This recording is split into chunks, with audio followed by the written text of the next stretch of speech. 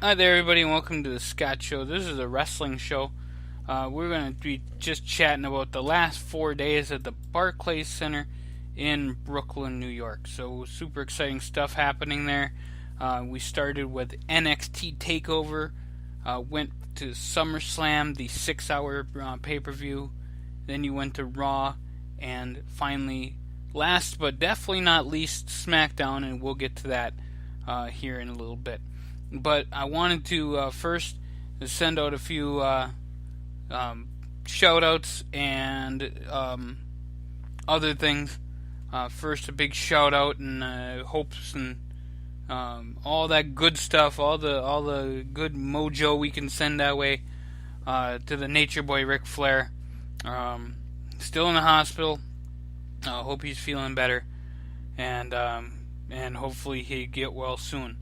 Our condolences go out to Dana Brooke and her boyfriend Dallas, who passed away. If you guys have not seen this man, he is a pro bodybuilder, just a massive dude. And apparently he choked on some food when he was eating, and it just happens. Life takes us whenever it wants, and so my condolences go out to Dana Brooke and the family of her boyfriend who passed away. So I wanted to get those two out of the way right away, because I thought it was really super important that as wrestling fans, we still have a great amount of respect for the people that put together the shows. And I think that's really important. So make sure that you're always kind of just taking a step back sometimes and realizing they are human too, and they do lose people, and people go into the hospital. So I know some people were saying, "Where's Charlotte? Why is she not wrestling on the pay-per-view?" And stuff like that. So some people just didn't know that what was going on, and that's why it happened. So just wanted to give that out to you quickly as we can. Now we had NXT TakeOver, and I know that I covered all 4 shows in nauseum. Probably did over 2 hours of podcasting over those. But I wanted to come back today and just talk about how awesome all the shows were. And NXT TakeOver was a great show. You ended up with Asuka having a collarbone injury, so she's going to be out for a little while. She might have to relinquish the championship, but when they tape in Full Sail, we'll see what happens with that. I'm not exactly sure what they're going to do with that, and we'll just go from there. And I don't remember when they're gonna tape. When is the next NXT tapings? That I guess I can find out when the next NXT tapings are. Are they going to pull Asuka's title? I don't know. Might be interesting to see. I know that they taped the episode for this week in Brooklyn, so that's all right. Their next tapings for NXT are actually tomorrow night at Full Sail. So that's when they're going to be taping next, and they'll be taping a full month of stuff. But we'll see what happens with all of that. But you do got to know that tickets are sold out for NXT. Their tapings at Full Sail University. Really cool deal there. If I was the WWE, I would be just ecstatic that not only did you sell out for August, but also September. Both times, absolute sold out for the NXT brand. Kind of cool.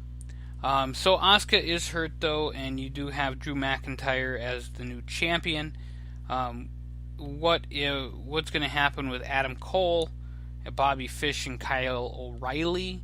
How is Roderick Strong, who is a mainstay, was for a long time, of the Ring of Honor?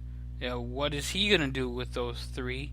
There's history all along that.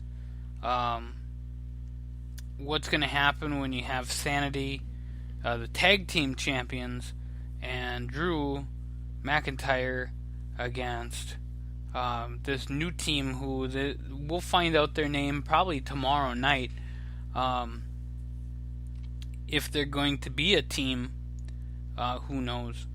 Now, I did see a little meme on Facebook that talked about the Young Bucks and what they were probably the faces they were making when that happened, and Adam Cole joined on to Reed Dragon, and because the Young Bucks, of course, and Reed Dragon fought in New Japan over the Junior Heavyweight Tag Team Championships. They actually have those there, and I think that would be cool to have on 205 Live. Throw a writer in there and do something. I think that would be really cool. And maybe, we'll talk about 205 Live too, because that did tape yesterday, and I didn't touch on that. Some big stuff happened there as well. But NXT TakeOver, what a great show that was. It went 2 hours. It was, I thought from the whole part it was great. It had a lot of continuity going through it with the Bobby Fish and Kyle O'Reilly coming out twice, both in the tag team title match and in the world title match. And you can call it a world title. It does travel the NXT World Heavyweight Championship. And then we moved on to SummerSlam. SummerSlam, 6 hours long, 2-hour pregame show, and then of course they have the 5-hour main show. It actually went over a little bit, which I'm always kind of like questioning, but at the same time, if you order pay-per-view, it's $50 some odd dollars for that. If you order it on the network, it's only $10 a month. So what are you going to do in that case? Who knows? So that was a really great event, and Brock Lesnar retained the championship. Jinder Mahal, the modern-day Maharaja, and I knew you guys were waiting for that, by the way, retained the SmackDown Championship over Shinsuke Nakamura. I really gotta say that the match itself was crap. Next to the Universal title match, that was definitely the match of the night. They made and built Braun Strowman to be the man. The next night on Raw, they even built him further to be the man. But the SmackDown title looked incredibly secondary. I wouldn't have been surprised if they had put the SmackDown Championship third overall, and then had the U.S. Championship second, and then the World title. Only because that's how significant it is. If the term is the belt makes the man, not the man makes the belt, I would disagree wholeheartedly on this one. I think that it goes both ways. I really do. I think the belt makes the man, because he's the champion. He's going to fight in the main event of every SmackDown pay-per-view, unless, you have the women or the tag teams in a blood feud or whatever. And I like that term, blood feud. You'll often hear me say it, but you won't hear it on TV. That's when you have a feud that is between a lot of wrestlers, and it's really, really intense and close. So we call that a blood feud. But Jinder, the man makes the belt, belt makes the man. I don't think it's happened in either one. I mean, he has the title, he is the main event, but it hasn't been pushed as the main event, and that's because of the Singh brothers. And I would love to see a match where just take the Singh brothers out of it and let Jinder win. And I know that that's probably not going to be the people are going to like that sort of style, or sort of answer to that question of what's going to happen and what should happen. Let Jinder win a match. Let him win a match based on the fact that he's a great wrestler. He's got the great moveset. He's got better moveset than John Cena does, so hell yeah, he's a damn good wrestler. He does have attitude, but you can't let him win by cheating him out every step of the way, and that's what they're doing. So that's my disappointment with that, but at the same time, I mean, Randy Orton had 3 matches against him, couldn't learn one bit how to fight off Jinder and do anything with him. So I've been disappointed in his run so far. I think they've been disappointed in his run so far. But again, we're in America. Looking at it, I mean, he's from India, 1.3 billion people. He's getting the people there are excited, but they're not seeing this champion of champions, this holier than thou guy. They're seeing a guy who gets beat up by Randy Orton every week and John Cena every week and almost loses the title to Baron freaking Corbin. And then almost loses the title to the King of Strong Style, Shinsuke Nakamura, only to see the Singh brothers, these guys, come out and save his ass every single time. Excuse my French. But you can't have that. Let him win a match. Let Jinder Mahal win a match. That might be my, instead of give Emma a chance, it's going to be give Jinder Mahal a win without the Singh brothers. That's too long of a hashtag, but I think we should start something like that anyway. If anybody has any good ideas, hit me up. SoundCloud, Twitter, Facebook, all that great stuff. So, Jinder fought Shinsuke Nakamura. It was a great match until the end, I thought, because I love both guys. I mean, I think that they're highly entertaining. Just get rid of the Singh brothers, and then we're good. And I don't care who wins in that, and give Jinder a better finisher. I think that his finisher for a world champion is so piss poor. I mean, come on though. John Cena has the AA. Guess what, folks? It's a fireman's carry drop. He drops them so easy on their back, and it's a back bump. I mean, the Jinder move is at least a little bit more into it than whatever. But if I were to take Jinder Mahal and have him as a champion and have him on top and say he's facing Shinsuke in a steel cage match and the Singh brothers cannot come in for any other reason, blah, blah, blah, I would rather see that than John Cena, Baron Corbin, or Rusev and Randy Orton. Those 2 matches from SmackDown were crap. And now John Cena's on Raw anyway. Let's get to Raw. Let's get back to SmackDown. I want to talk about Braun Strowman quick. Braun Strowman is a beast. And I say that in all respect to Brock Lesnar. Brock Lesnar is a former NCAA champion. He is UFC champion, IWGP champion. And he won the WWE title a whole bunch of the time. And is the current reigning, defending WWE Universal Champion. I mean, this is what you have on your hands, folks, is you have Brock Lesnar, who he's big. I mean, he's freaking Brock Lesnar. But at the same time, you have this character, this guy. I don't even think it's his character. I think it's him turned up to 11. Named Braun Strowman. The guy comes out. He's freaking strong as hell. And he beats up people for fun. And why not? I'll cheer him on. I can feel another Stone Cold, except he ain't drinking beer.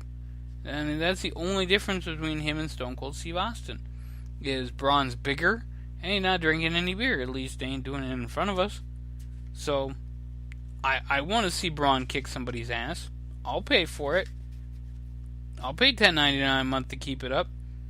I'm definitely not going to pay $10.99 a month to see some of the other crap that they put on Raw, that they put on Wrestling for me. I don't like any of that stuff, but I'll definitely pay the money to watch that match for sure. And who wouldn't be excited to see some of these guys like Braun Strowman, Samoa Joe, get title chances, which Braun will get at No Mercy, as Raw happened, and he took out the Beast. He took out Brock in amazing fashion almost. He took out Brock Lesnar, beat the Beast up with 2 running power slams, which again, I'm not a big fan of that as a finisher. But, I mean, their champions' finishers are a little weak. And I like the F5 just because, it's kind of a little bit more of a flippy thing.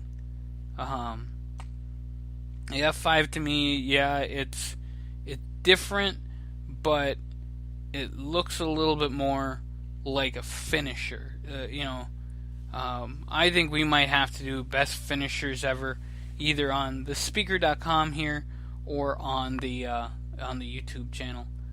So, yeah, and the rest of Raw last night, or a few nights ago, was just kind of blah to me. I can see why they're doing the whole thing with Jason Jordan asking for stuff from his dad, Kurt Angle, and just all this other stuff. I get that, I understand that, but at the same time, I just don't care about that. And that's, as a wrestling fan, you have to make me care. I'm going to pay attention, folks, to what happens in the next few weeks and months in New Japan Pro Wrestling. Because they have now made me care about what's going to happen with the IWGP belt and where they're going to move forward. I care about that. I care a lot when it comes to the Royal Rumble and WrestleMania, and I want to care when it comes to what they do at SummerSlam and the pay-per-views after that. I want to be entertained. So WWE, here's your challenge. Try to entertain me on Raw how I was going to try to be all Bible, King James Version, whatever. As you did in SmackDown, because SmackDown was freaking entertaining as hell. Why? Because SmackDown was glorious. It had Bobby Roode on it. Shelton Benjamin came back. I mean, you had the Fashion Police show up. You had the Zayn and Owen stuff. I mean, that was how you do 2 hours of live TV that could show you how it's done and make things happen. And before I talk about that same taping, 205 Live, Enzo Amore on 205 Live, I'm cool with that. I'm really happy for Enzo Amore to have this opportunity to go fight on 205 Live. He's small enough, so what the hell, why not?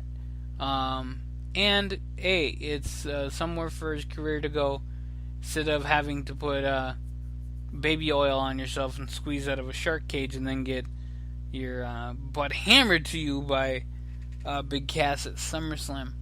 If you guys didn't see that, it was a funny little spot up until the fact where he got drilled in the head and just knocked out by Big Cass. And now Big Cass is hurt.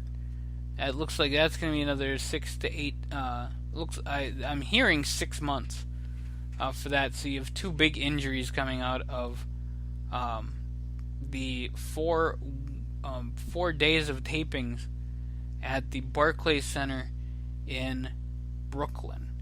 You will have 5 weeks now until No Mercy, so we'll have a lot to talk about with our recap shows. I'm going to try to do a show covering the 2 shows, New Japan, TNA, or GFW, or whatever it's called now. A lot of people are making that mistake. I'm probably going to make that mistake too. And frankly, I really just don't give a damn, because it is what it is. But GFW, TNA, we're going to be talking about them coming up probably Saturday or Sunday. We'll have a show just talking about wrestling, maybe a little indie wrestling, talking about some of the stuff coming up. And yeah, we'll do that up. And that sounds cool. So, folks, I want to thank you for checking out the Scott Show Wrestling Show. The 4 days at Barclays. I thought that was pretty cool. I thought it rhymed, so I said go with it. You can check out the rest of the shows we got going on today. We have the Trump rally show on the main show.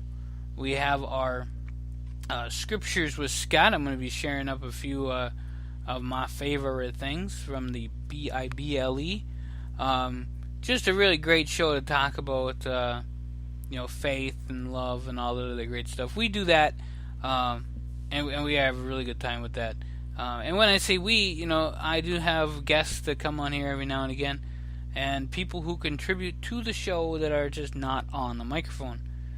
So I thank all of them, and I will thank all of them by name one of these days. And then we have the 10-25-50 show. That's the project to end homelessness all across the United States. We'll be doing some conversation on what's going on with everything we got going on.